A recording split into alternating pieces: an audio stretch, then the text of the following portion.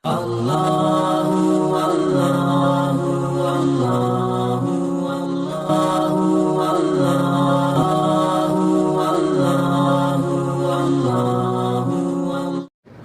يوم القرار.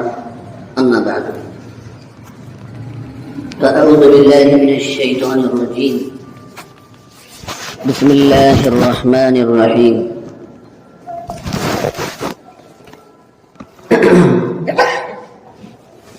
إنما يخشى الله من عباده العلماء. صدق الله العلي العظيم. وقال رسول الله صلى الله عليه وسلم: الدنیا جیفۃ وطالبها کلاب. عزیزان گرامی، اس وقت آپ حضرات کے سامنے قرآن مجید کی ایک مشہور آیت کریمہ اور حدیث شریفہ پیش کرنے کی سعادت عظمیٰ حاصل کی گئی ہے. آیت میں اللہ نے بیان فرمایا کہ اللہ کے بندوں میں اللہ سے ڈرنے والے علماء ہوتے ہیں. وہ کون سے علماء ہوتے ہیں؟ جو اہل علم کے ساتھ باعمل ہوں، جنہیں العلماء ورثۃ الانبیاء کہا گیا ہے. وہ علماء مراد ہیں. اللہ تعالی ہمیں بھی باعمل عالم بنائے. حشر کے میدان میں سب سے پہلے علماء ہی سے تو سوال ہوگا، تم نے علم کیوں حاصل کیا تھا؟ کہیں گے اللہ آپ کی رضا کے لیے. اللہ تعالیٰ فرمائیں گے نہیں، اپنے نام کے لیے. دنیا میں تمہارا نام ہو چکا ہے. فرشتوں ان ریاکار علماء کو پکڑو اور جہنم کے اندر پھینکو. اللہ ہماری حفاظت فرمائے. تو یہ تو آیت کریمہ کا خلاصہ تھا. دراصل مجھے آپ حضرات کے سامنے ہندوستان کی جنگ آزادی کی تاریخ سنانا ہے، اس لیے کہ جنگ آزادی کی تاریخ میں جن کا سب سے زیادہ نام لیا جاتا ہے وہ حضرات علماء کرام ہی کا ہے. اسی مناسبت سے یہ آیت کریمہ پڑھی گئی تھی. جمعہ میں وقت کم ہوتا ہے، لوگ بعد میں آتے ہیں. جو پہلے آتے ہیں وہ بھی سننے میں زیادہ دلچسپی نہیں دکھاتے. اس لیے اللہ معاف فرمائے، آج کل جمعہ کے خطابات بھی کمزور پڑتے چلے جا رہے ہیں، بے اثر ہوتے چلے جا رہے ہیں. یہ تو کہا جاتا ہے کہ وہی پہلے کی بات نہیں رہ گئی، پہلے کے علماء ایسے تھے، بات ایسی کرتے تھے. ارے سننے والے بھی ویسے ہی ہوتے تھے، ان کے سامعین بھی ویسے ہوا کرتے تھے. اس لیے کہ تھالی ایک ہاتھ سے تھوڑی بجتی ہے، دو ہاتھوں سے بجتی ہے. ایک ہاتھ سے اگر تھالی بجا لیں گے تو تھالی تو نہیں بجے گی. تو سننے والے بھی چاق و چوبند ہو اور بولنے والا بھی اللہ سے رابطہ کر کے بولے تو دل سے نکلی ہوئی بات دل پر اثر کرتی ہے. نقش ہے سب ناتمام خون جگر کے بغیر. میں ہندوستان کی آزادی کی تاریخ آپ کے سامنے دہرانا چاہتا ہوں، گرچہ کہ اس کا ایک حصہ گزشتہ جمعہ آپ حضرات کے سامنے رکھ چکا. اور میں ہندوستان کی آزادی کی تاریخ آپ کے سامنے کیوں رکھنا چاہتا ہوں؟ اس لیے رکھنا چاہتا ہوں کہ جو قوم اپنی تاریخ بھول جاتی ہے وہ قوم دنیا سے بھلائی جاتی ہے. جو قوم اپنی روشن تاریخ کو یاد نہیں رکھتی، دنیا اسے یاد نہیں رکھتی. جو قوم ماضی کا آئینہ صاف نہیں کرتی وہ قوم اپنا مستقبل نہیں سنوار سکتی. ایک بات یاد رکھیے آپ. مگر افسوس کی بات یہ ہے کہ آج نوجوان اسلامی تاریخ بھی بھول چکے اور اپنی وطنی تاریخ بھی بھول گئے. تو آپ بولیں گے مول صاحب تاریخ کہاں یاد کر لیتے بیٹھ سکتے؟ پہلے دیکھ رہے نہیں ٹماٹر 150-200 روپے کلو ہو کے بیٹھا. اب टमाटर जैसे 200 रुपए किलो हो गया तो तस्बीह खाली टमाटे की चल रही। टमाटर 200 रुपए किलो हो गया, टमाटर 200 रुपए किलो हो गया, टमाटर 200 रुपए किलो हो गया। थोड़ा खरीद करे बैठा ना मिलके इधर। आप लोग पीछे क्यों बैठे, पीछे बैठे क्या? ये जगह खाली है ना? तो जिनको टेके की जरूरत है वो बैठे रहे, जो कमजोर है। तो तस्वीर लेके बैठ गए हम लोग, हमसे भी टमाटर 200 रुपए किलो, 200 रुपए किलो, 200 रुपए किलो। लेकिन अल्लाह के सामने हम रोए नहीं कि अल्लाह ये हमारे अमाल बद का नतीजा है। अमालुकुम उम्मालुकुम, जमीन से जैसे अमाल आसमान पर जाते हैं, आसमान से वैसे ही फैसले जमीन पर उतरते हैं। अरजानी और गिरानी दुनिया बनाने वाले के हाथ में है, जब चाहे वो चीजों को सस्ता कर दे और जब चाहे भाव बढ़ा दे। एक जमाना था रमजान का चांद देखकर लोग कहते थे कि चांद की डंडी थोड़ा इधर झुकी हुई है, चीजा महंगे होते। लेकिन अल्लाह के नबी ने चांद देखकर जो दुआ बता दी, तौहीद की तालीम दी कि चांद मखलूक है, खालिक नहीं है। अल्लाहुम्मा अहिल्लहु बिल यम्नि वल ईमानि वस सलामति वल इस्लाम रब्बी व रब्बुकल्लाह। ए अल्लाह, इस चांद को हमारे लिए बरकत वाला, रहमत वाला, सलामती वाला बना दीजिए। और चांद तेरा रब्बी अल्लाह है और मेरा रब्बी अल्लाह। ये शम्स व कमर मखलूक है, खालिक नहीं है।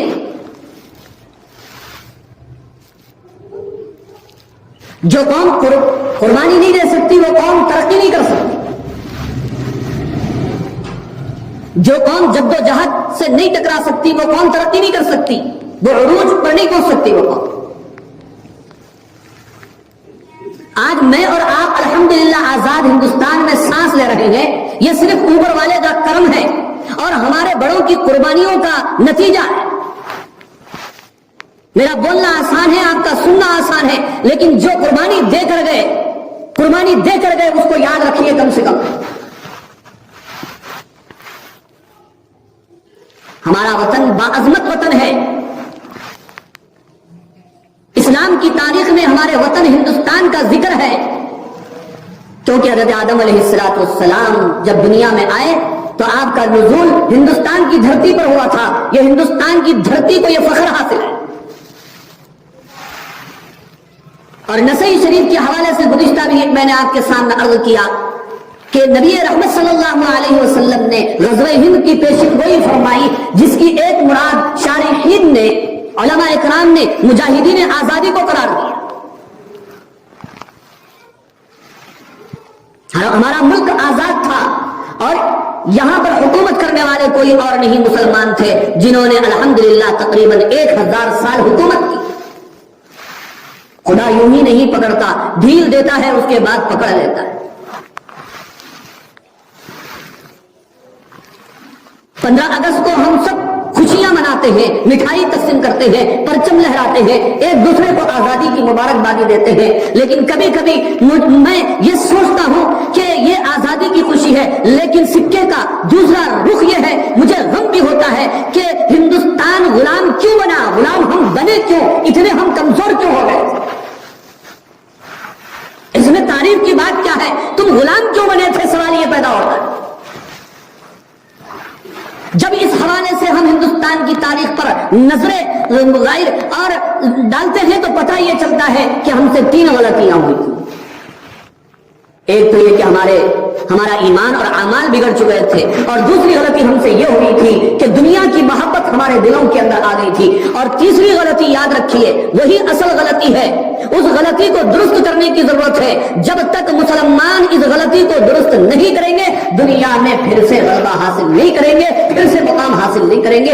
ये तीसरी चीज याद रखिए जिसकी वजह से हिंदुस्तान के अंदर मुसलमानों की हुकूमत उनके हाथों से चली गई थी।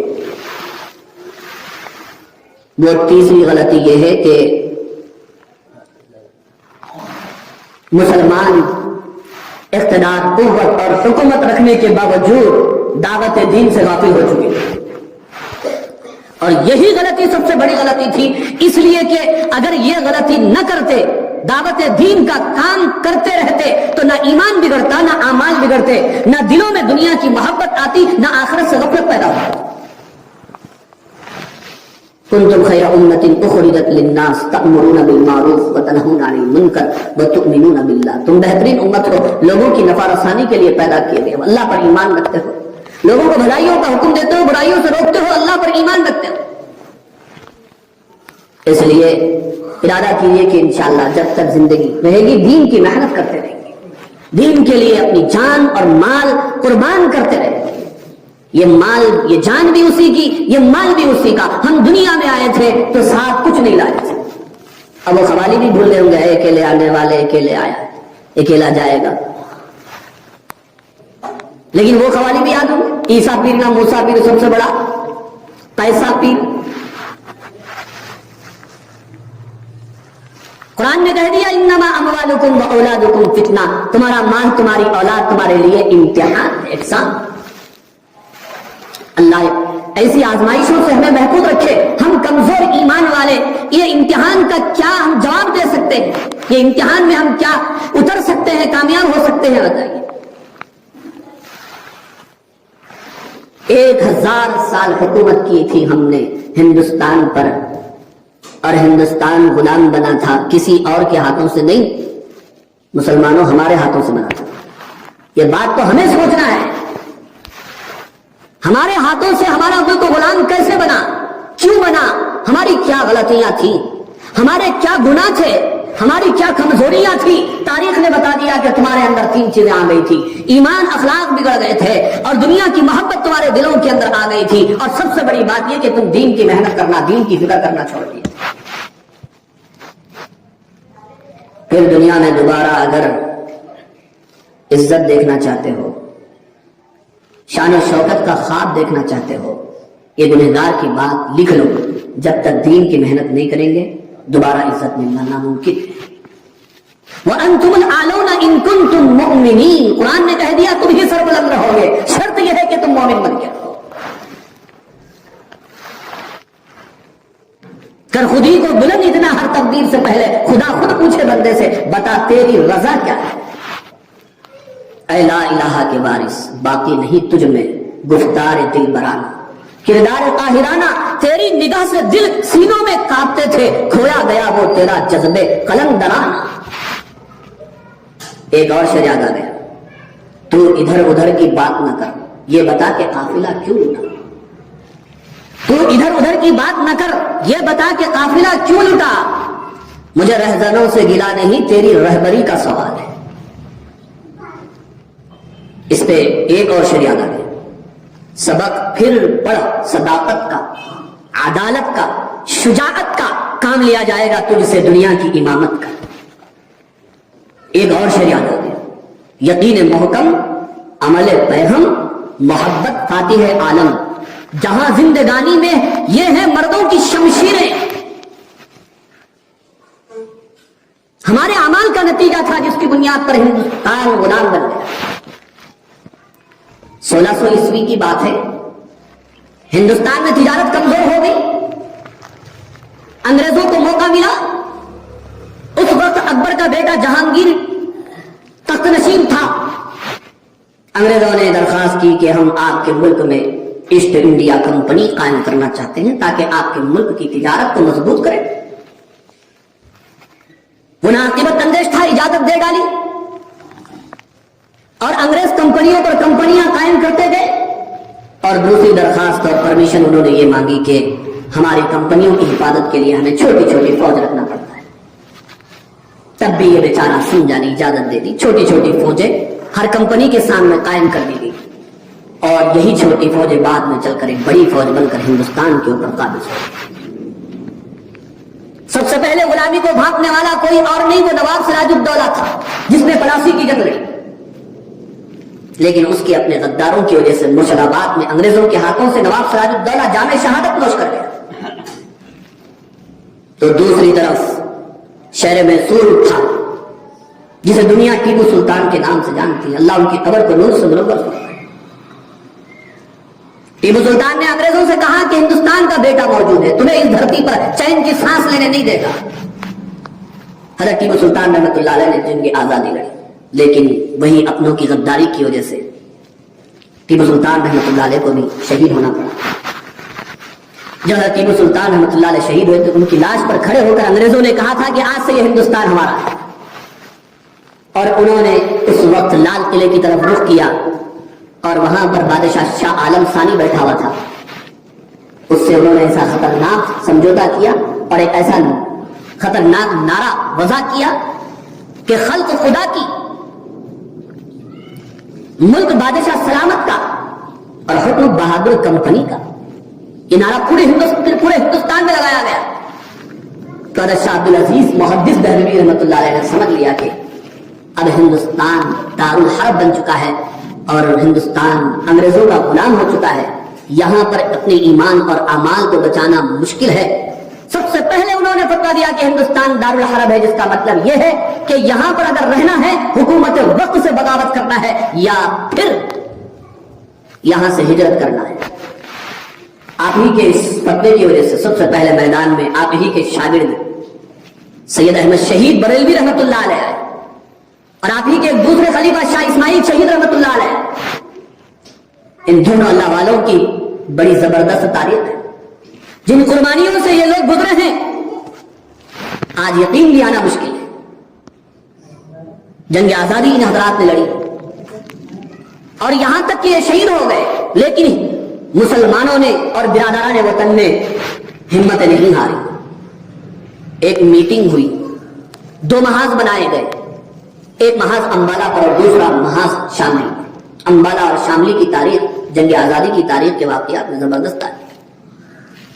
ایک میں حضرت مولانا جعفر خان نصری رحمۃ اللہ علیہ کو قیادت دی گئی اور دوسرے پر حضرت مولانا مہاجر امداد اللہ مہاجر مکی رحمۃ اللہ علیہ کو قیادت دی گئی. کمان انہوں نے سنبھالا. انگریزوں سے جنگ لڑی. 1857 عیسوی کی بات ہے. گھمسان کا رنگ پڑا. ادھر قوت تھی، طاقت تھی، تعداد تھی، ادھر تعداد بھی نہیں، قوت بھی نہیں، ہتھیار بھی نہیں، لیکن ایک حوصلہ تھا، جذبہ تھا، جرأت تھی. جرأت، شجاعت، صداقت، حوصلہ وہ ہوتا ہے جس کے سامنے اچھے اچھے ہتھیار بھی بیکار ہو جاتے ہیں. شہید ہوئے، علماء شہید ہوئے. ہندوستان کی آزادی کے لیے آپ کو معلوم ہونا چاہیے کہ انگریزوں نے 80,000 دینی مدارس کو ختم کر دیا، 57,000 علماء کو شہید کر دیا، 3 لاکھ قرآن کریم کے نسخے جلا دیے، 10 لاکھ ہندوستانیوں کو اور مسلمانوں کو شہید کر دیا.